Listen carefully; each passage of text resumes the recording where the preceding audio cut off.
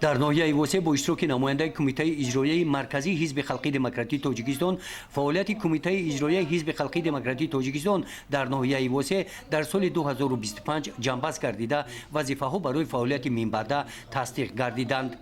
با این مناسبت در همایش چمъباستی سال حسابات رئیس کمیته اجرایی حزب شنیده شده نقشه چهارمینی ها وابسته به شرح و توضیح و ترغیب و تشویق پیام پرزیدنت جمهوری تاجیکستان از 16 دکبر سال 2025 و نقشه چهارمینی ها دایر بر راه اندازی کارهای سازندگی و آبادانی در ناحیه در سال جاری در دایره اعلان گردیدن سال 2026 سال وسعت دادن کارهای آبادانی و سازندگی و تقویت و تحکیم خودشناسی و خودآگاهی ملی تاسدیق گردیدند.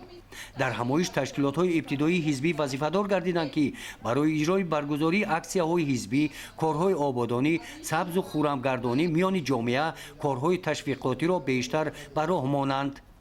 نقشه کاری کمیته اجرایی حزب خلقی دموکراتی تاجیکستان در ناحیه وسیع برای نیم ساله یکم سال 2026 در این همایش تصدیق کرده شد.